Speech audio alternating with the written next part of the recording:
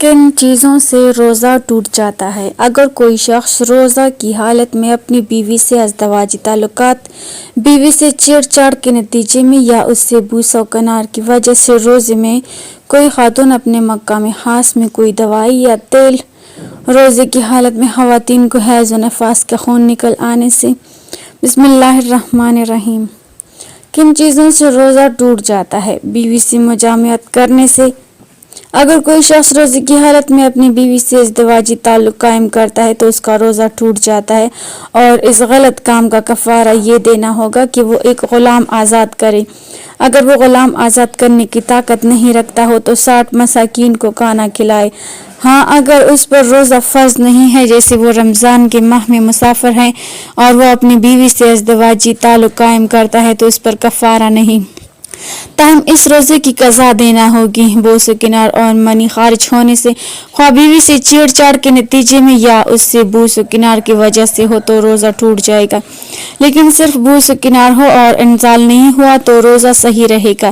مقام مخصوص میں دوائی ڈالنے سے، روزے کی حالت میں کوئی خاتون اپنے مقام خاص میں کوئی دوا یا تیل وغیرہ ڈالے تو روزہ ٹوٹ جائے گا۔ مشت زنی کرنے سے، روزے کی حالت میں ہو یا بغیر روزے کے، مشت زنی ویسے بھی بہت بڑا گناہ اور شریعت میں کبیح عمل ہے۔ روزے کی حالت میں مشت زنی کی گئی اور منی کا اخراج ہو گیا تو روزہ ٹوٹ گیا۔ اگر مشت زنی کی مگر انزال نہیں ہوا تو روزہ نہیں ٹوٹے گا، مگر پھر بھی ایک کبیح عمل تو اپنی جگہ ہے ہی۔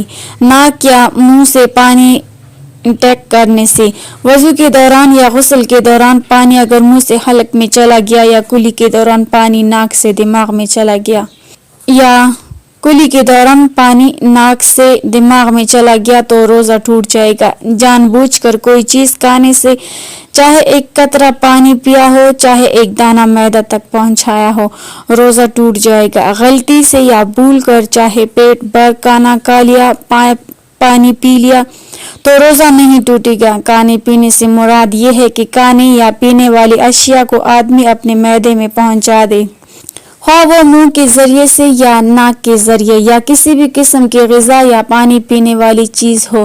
حتیٰ کہ روزہ دار کے لیے دھواں دار چیزوں کو سونگھنا بھی جائز نہیں ہے، جبکہ اسے ڈر ہو کہ دھواں پیٹ میں داخل ہو جائے گا، کیونکہ دھواں گیسوں کا ایک مجموعہ ہے، جبکہ خوشبو سونگھنے سے روزہ نہیں ٹوٹتا۔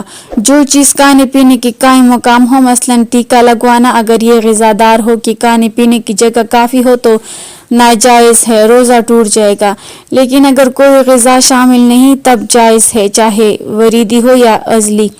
جان بوجھ کر کرنے سے، قصدن کرنے سے روزہ ٹوٹ جاتا ہے اور اس پر قضا واجب ہے۔ حضرت ابو ہریرہ رضی اللہ تعالیٰ عنہ سے روایت ہے کہ رسول اللہ صلی اللہ علیہ وسلم نے فرمایا، جس روزہ دار کو خود بخود کہہ آئے اس پر قضا نہیں، البتہ جو روزہ دار قصدن یعنی جان بوجھ کر کہہ لائے اور قضا رکھے۔ حیض و نفاس کا خون نکل آنا، مسواک کرتے ہو یا یوں ہی مسوڑے وغیرہ سے خون نکلا اور روزے میں تھوک کے ساتھ نکل لیا تو روزہ ٹوٹ جائے گا۔ دانت نکلوانے سے تو روزہ نہیں ٹوٹے گا، لیکن اس دوران خون نکلا اور نکل لیا تو روزہ ٹوٹ جائے گا۔ غیبت کرنا، جھوٹ بولنا، گالی دینا، لڑائی جھگڑا کرنا روزے کی حالت میں بدرجہ اولا ناجائز ہے۔ حضرت ابو ہریرہ رضی اللہ تعالیٰ عنہ سے روایت ہے کہ رسول کریم صلی اللہ علیہ وسلم نے فرمایا، جو شخص روزہ رکھ کر جھوٹ بولنا اور اس پر عمل کرنا ترک نہ کرے تو اللہ تعالیٰ کو اس بات کی کوئی حاجت نہیں کہ وہ کھانا پینا چھوڑ دے۔ حضرت ابو ہریرہ رضی اللہ تعالیٰ عنہ سے روایت ہے کہ رسول کریم صلی اللہ علیہ وسلم نے فرمایا، روزہ ڈال ہے، لہٰذا جب کوئی روزہ رکھے تو فحش باتیں نہ کرے، بیہودہ پن نہ دکھائے۔ اگر کوئی دوسرا شخص روزہ دار سے گالی گلوچ کرے یا جھگڑے تو روزہ دار کہہ دے، بھائی میں روزے سے ہوں، تمہاری باتوں کا جواب نہیں دوں گا۔ حضرت لقید بن صبرہ رضی اللہ تعالیٰ عنہ سے روایت ہے کہ میں نے کہا، یا رسول اللہ صلی اللہ علیہ وسلم، وضو کے بارے میں مجھے کچھ بتائیے۔ نبی کریم صلی اللہ علیہ وسلم نے فرمایا، وضو پورا کرو، انگلیوں کے درمیان خلال کرو اور ناک میں اچھی طرح پانی ڈالو، لیکن اگر روزہ ہو تو پھر ایسا نہ کرو، یعنی زیادہ اچھی طرح ناک میں پانی نہ ڈالو۔ روزہ میں جمع کرنے سے روزہ باطل ہو جاتا ہے۔ اس پر کفارہ بھی ہے اور قضا بھی ہے۔ روزے کا کفارہ ایک غلام آزاد کرنا یا 2 ماہ کے مسلسل روزے رکھنا یا 60 مسکینوں کو محتاجوں کو کھانا کھلانا ہے۔ حضرت ابو ہریرہ رضی اللہ تعالیٰ عنہ سے روایت ہے کہ رسول اللہ صلی اللہ علیہ وسلم کے پاس ہم بیٹھے ہوئے تھے کہ ایک صحابی آئے اور کہنے لگے، یا رسول اللہ صلی اللہ علیہ وسلم، میں ہلاک ہو گیا۔ نبی کریم صلی اللہ علیہ وسلم نے پوچھا، کیا بات ہے؟ اس نے کہا، میں روزے کی حالت میں بیوی سے صحبت کر بیٹھا ہوں۔ رسول اللہ صلی اللہ علیہ وسلم نے پوچھا، تو ایک غلام آزاد کر سکتا ہے؟ اس نے کہا، نہیں۔ رسول اللہ صلی اللہ علیہ وسلم نے پھر دریافت کیا کہ 2 ماہ کے مسلسل روزے رکھ سکتے ہو؟ اس نے عرض کیا، نہیں۔ نبی کریم صلی اللہ علیہ وسلم نے پھر پوچھا، کیا 60 مسکینوں کو کھانا کھلا سکتے ہو؟ اس نے عرض کیا، نہیں۔ نبی کریم صلی اللہ علیہ وسلم نے فرمایا، اچھا بیٹھ جاؤ۔ نبی کریم صلی اللہ علیہ وسلم تھوڑی دیر رک گئے۔ ہم ابھی اسی حالت میں بیٹھے تھے کہ نبی کریم صلی اللہ علیہ وسلم کی خدمت میں ایک کھجور کا عرق لایا گیا۔ عرق بڑے ٹوکرے کو کہا جاتا ہے۔ نبی کریم صلی اللہ علیہ وسلم نے فرمایا، مسئلہ پوچھنے والا کہاں ہے؟ اس نے کہا، میں حاضر ہوں۔ نبی کریم صلی اللہ علیہ وسلم نے فرمایا، یہ کھجوریں لے اور صدقہ کر دے۔ اس نے عرض کیا، یا رسول اللہ صلی اللہ علیہ وسلم، کیا صدقہ اپنے سے زیادہ محتاج لوگوں کو دوں؟ واللہ مدینہ کی ساری آبادی میں کوئی گھر میرے گھر سے زیادہ محتاج نہیں۔ رسول اللہ صلی اللہ علیہ وسلم ہنس دیے، یہاں تک کہ نبی کریم صلی اللہ علیہ وسلم کے دانت مبارک نظر آنے لگے۔ نبی کریم صلی اللہ علیہ وسلم نے فرمایا، اچھا جاؤ اپنے گھر والوں کو کھلا دو۔ اللہ تعالیٰ اس شخص کو تر و تازہ و شاداب رکھے جس نے ہم سے کوئی حدیث سنی پھر اسے یاد کر کے لوگوں تک پہنچا دیا۔ روزہ دار کے لیے جائز ہے کہ جنابت کی حالت میں روزے کی نیت کر لے اور پھر طلوع فجر کے بعد غسل کرے۔